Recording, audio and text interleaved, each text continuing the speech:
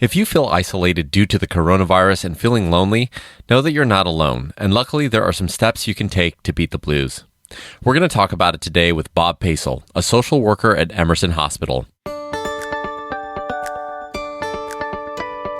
This is HealthWorks Here, the podcast from Emerson Hospital.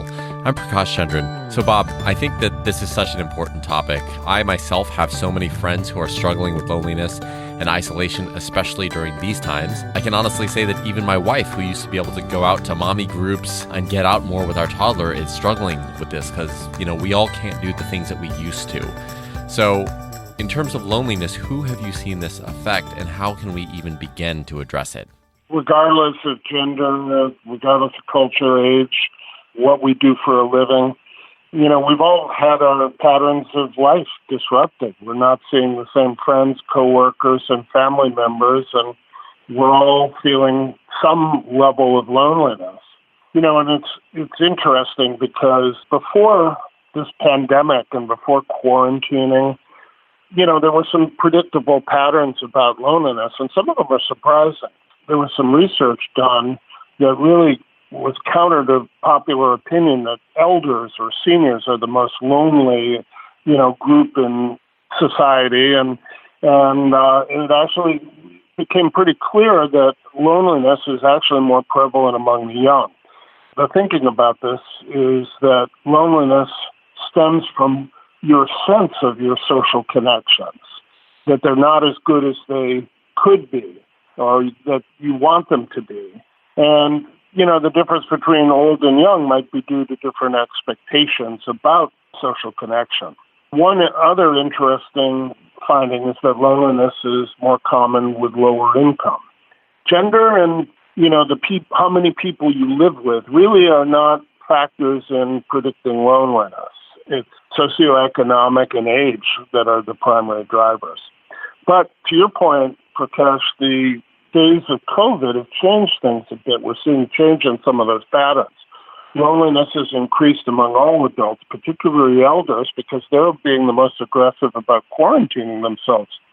And somewhat paradoxically, the young have also been more impacted than others because of the level of their disruption. I mean, think about not having extracurricular activities like athletics, or not being in school and having that structure, not seeing extended family members. So they've been particularly hard hit. Yeah, and I'm sure that's relatable to a lot of people listening for all of the reasons that you mentioned.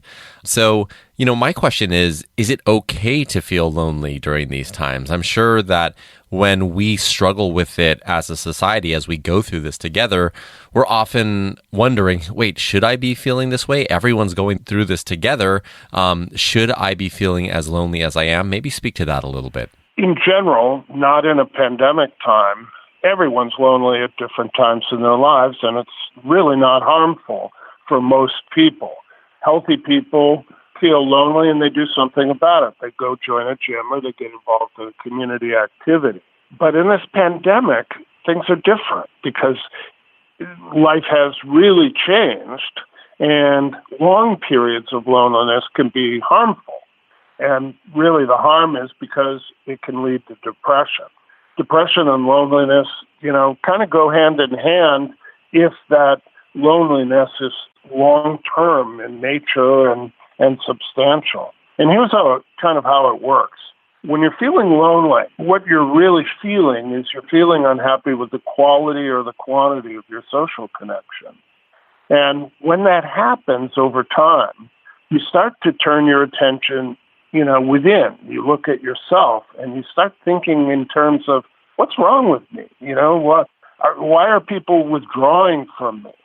And it's that kind of negative looking at yourself that amplifies your sense of being lonely, and it actually can kind of create a downward spiral where you isolate socially even more, and that can lead to depression. So, it's really about the length and depth of your loneliness, and that's what you look out for and worry about. So if people are experiencing this and going down this spiral of loneliness, what should they do to combat this? I mean, they can't do the same things that they used to do or connect with people in the same way. So what tips might you offer them to help them get out of this rut? What I would tell my patients is that there's really three things you have to pay attention to if you believe loneliness is a problem for you or a family member. First, you have to understand it's a feeling. We feel lonely, and it's about how we feel about our social connectedness in our life. And part and parcel with that is because it's a feeling, it can be changed. And so that understanding that it's a feeling that can be changed is really the first thing. The second thing is not everybody's the same. Not everybody defines social connection the same way. Some people will talk about it as fun activities. I need more fun activities with people.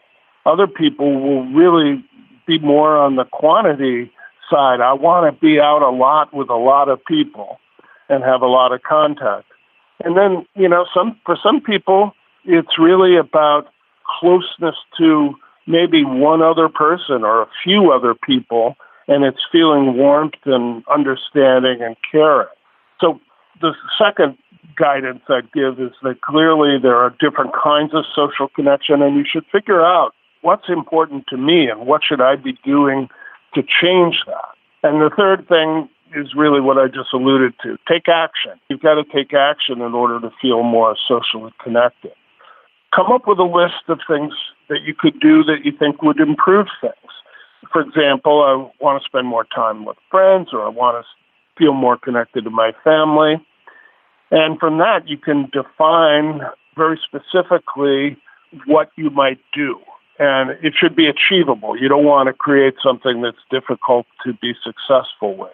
So, for example, in days of COVID, you might get your friends and neighbors together to collaborate on putting together a holiday cookbook of family recipes that everyone could share. Very achievable, very specific act, and very social act. And the last thing I'd say is define barriers to success. You want to have a good experience. So a project like a cookbook, that cookbook example, is likely to be more successful if you do some planning up front. Define when you're going to meet and how you're going to meet and what roles people could sign up for. And by taking effective actions like this, people can really improve how they feel about their social connectedness. Absolutely. I really love that framework that you articulated. So, first of all, it's a feeling, that feeling of loneliness, and that feeling can be changed. And then figuring out for yourself what type of social connection you yearn. Is it quantity or is it the quality of those connections? And then finally, taking action. I love that cookbook idea, getting your friends and neighbors together to do something like that. I did have a question though. All this sounds like if you are that type of person that can go through that framework and take those steps, that's wonderful. But I personally have friends that it feels like that feeling has started to consume them because, as you mentioned before, that feeling of loneliness is so closely tied with self-worth, and it feels like they're kind of in a rut. So as a friend or as a family member, what are things that we can do to help people that might be going through this? Probably the best thing you can do is suggest actions that people could take to get them out of their current rut. If they're sitting and watching TV for hours at a time, probably the best thing you can do is to suggest some things that would change that and would get more social connectedness in their life. It's sort of a double-edged sword, but social media and the telephone really they're the tools at hand. And if you're quarantined in your own home, my own 13-year-old daughter would live on her iPhone if she could. We don't let her. But even she says, I'm lonely and this helps, but it's not as good as being with my friends. But nonetheless, you need to use what tools you have. I, for one, tell you what I do. I have a lot of home projects. I've never texted more in my life. I don't really like to text that much, but sending pictures and having interactions with friends about household projects, I'm sending house projects back and forth between friends all the time. Another idea people have is to reconnect with people they've lost touch with. That's a way to sort of build up new relationships and also to sort of have the excitement of catching up with people and what's been going on. Do something new that is meaningful or fun. One of my daughters has started taking virtual banjo lessons, and another daughter has started painting landscapes. And my wife, we've lived in the same house for 20 years, has started gardening and loves it. Find something new. One patient of mine put together a project with a sister and began collaborating on family ancestry research. They came up with that as a project. Another thing you could do with a similar kind of activity is an online family photo album. There's lots of things you can do with family that, sort of pool resources and create, good outcomes for the family. As we wrap up here, I wanted to ask, there's a lot of things that we covered here today. I'm sure you and I could talk really for hours on this subject and figure out good ways for people to combat loneliness. But in everything that you've seen, all the patients that you've seen, and to our audience that's listening, what's one piece of wisdom that you would want people to walk away from this conversation with? The first thing is this pandemic's going to end soon. So it isn't going to go forever. This isn't the permanent reality. So remember that and use it. Use it productively. If you're creative, you can actually use the increased time you have at home to gain some benefits that you're not going to get otherwise. So, look at it as an opportunity, not as a horrible experience. That's a perfect place to end, because one thing that this pandemic has done, whether it's viewed as positively or negatively, is it has caused us to stand still forcibly and refocus on what's important. And I think using this time that we have in a productive way, as you mentioned, potentially having a schedule for yourself and getting things done that maybe you put off for a while might be a good way to use that time. So thank you so much, Bob, for everything that you do and for recognizing that so many people are going through this. I certainly learned a lot in this conversation, and I truly appreciate it. That's Bob Pacl, a social worker at Emerson Hospital. Head to emersonhospital.org for more information. Thanks for listening to Emerson's Health Works Here podcast.